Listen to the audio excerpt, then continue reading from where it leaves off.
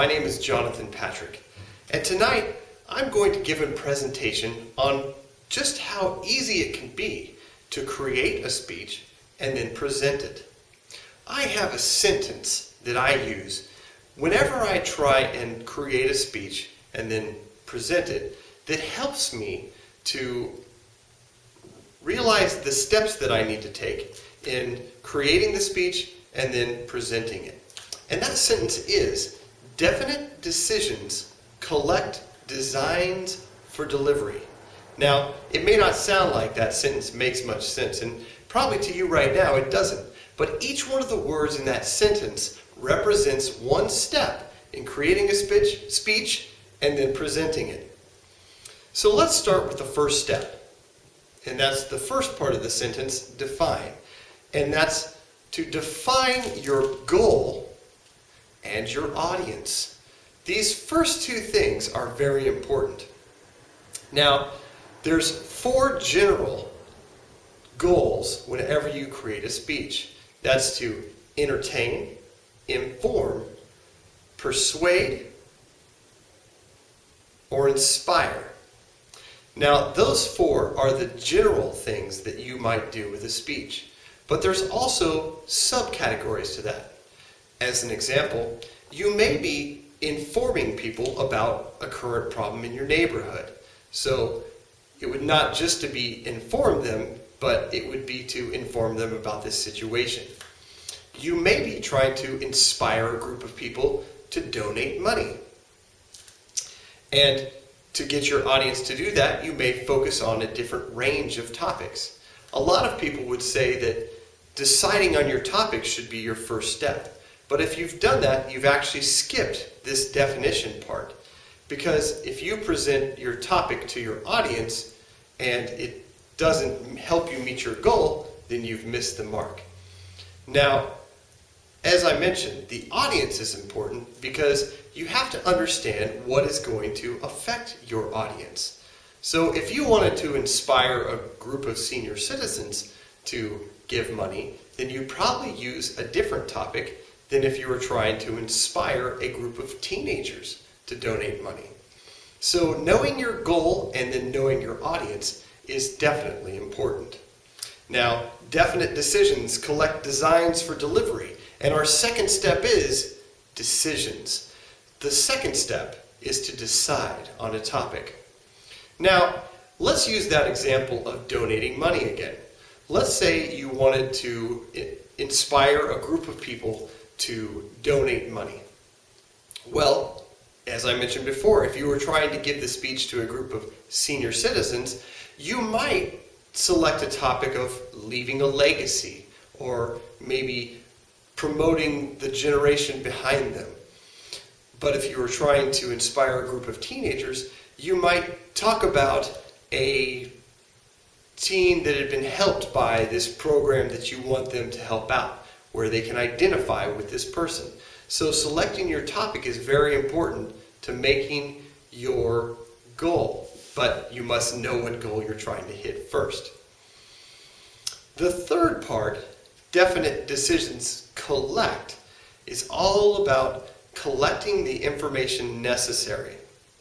Now, collecting information is really a wide open area. You can go anywhere with it. You have the internet, you have books. They still have books out there. There's libraries, magazines, television shows, documentaries, whatever it is you want to use. It could be discussing it with a friend or opinions on the street. Depending on your topic and your audience and what you're trying to meet, will really open up the area as far as what is acceptable information that you can use in your speech. So it's important to know those things before you go out and start collecting information. Now, one thing I would caution you on is throwing away information before you finish the collection process. It's very important that you expose yourself to as much information as possible. That way, when you're creating your speech, it can help you decide what is important and what is not important for your audience to know about. So expose yourself to as much information in this section as possible. Now, you're never going to learn everything about your topic. If you do, you'll probably get a degree. But you're not going to do that for just creating a speech. So expose yourself to as much information as possible, but it's also important to set yourself a time limit so you don't get stuck in the drudgery of researching. Figure out what it is you want to know and take the time to learn it, but don't get stuck in the details. So after you've collected the information, you're going to design your presentation. And when you design your presentation, you want to design a powerful presentation. And when I say the word powerful, you can use the word power, P-O-W-E-R, as a list of steps in designing your great presentation. The first step is to prune. Prune the information that you have gathered. Now that you have been exposed to a wide amount of information, you can go through and make decisions about what is important to have in your speech and what is not important to have in your speech.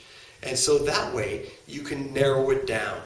A lot of people get stuck in trying to put too much information into a presentation. You must be sensitive to how much time you have. If you only have 5 to 7 minutes, you're not going to make people an expert. So you need to decide what it is they need to know and then collect that information and be able to filter it down to the most important bits of information. Now, once you've filtered your information, the second step is to organize. P-O-W-E-R. Organize your presentation. Is it a chronological presentation? Does it span a span of time? Can you put it in a chronological order? Maybe it's in a sequential order. Or maybe it goes from broad details down to specific details. Or it could go from specific details out into broad details. It really depends on the point you're trying to make. But you need to have an organizational structure to your presentation.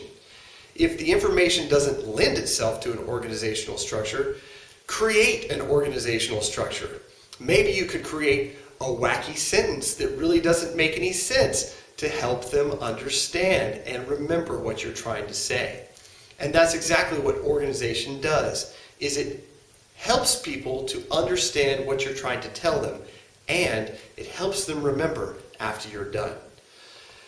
The third step of putting together a powerful design is to prune, organize, and write your presentation. Now, I've heard different things about whether or not you should write a presentation. I've heard people tell me that it's good to just create an outline and then speak from your outline. But in my experience, I've always found that I give a better presentation if I write it out word for word. One of the advantages this gives me is it allows me to create metaphors and analogies beforehand that will help me to make the information stick with my audience. It helps them to understand when you can tell a story about what you're trying to present. And the best way to come up with a good story is to write it out beforehand. You may know the ending, but they don't. So write it out word for word. Now, I'm not suggesting that you should memorize it word for word and present it that way, but I think you should at least one time write it down word for word. Now, this next step, you can't spell the word power without the letter E, and you cannot create a powerful presentation without this next step. And E stands for expunge. Expunge the information from your brain. Just forget about it. Leave it alone for a couple of days. Take your speech, print it off, put it in a drawer, and forget about it for just a little while. Maybe you can save it on a file on your computer that's not on your desktop so you're not looking at it continually. What this does is it allows you to preoccupy your conscious mind with something other than the speech. You've been giving a lot of time and thought to this presentation. Sometimes when we do that, we get into habits of thinking, and it keeps us from coming up with great creative ideas. Now, if you take and put it away and forget about it for a while, you'll be amazed at how your subconscious mind comes up with new ideas and things that you can use to help present your presentation. After you've expunged your presentation for a couple of days, the next important step is to reevaluate. Now that you've given all this information some time to seep into your subconscious and work through your brain and really become a part of you, look at it again. Read through the speech word for word. Is there anything missing, or is there anything you need to take out?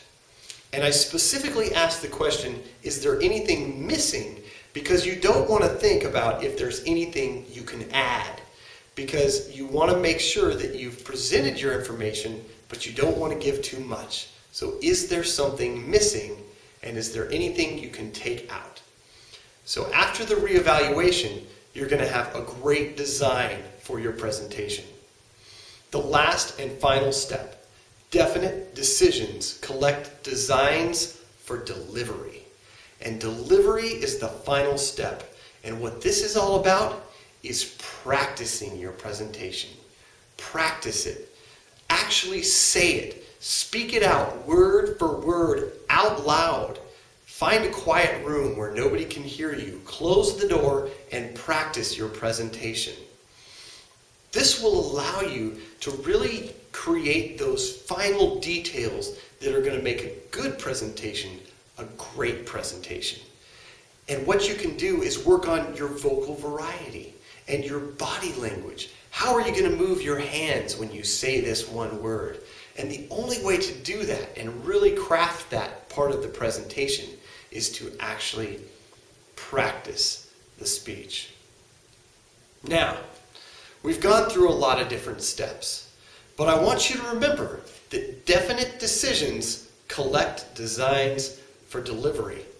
And you can design a speech with power if you prune it, organize it, write it, expunge, and then reevaluate.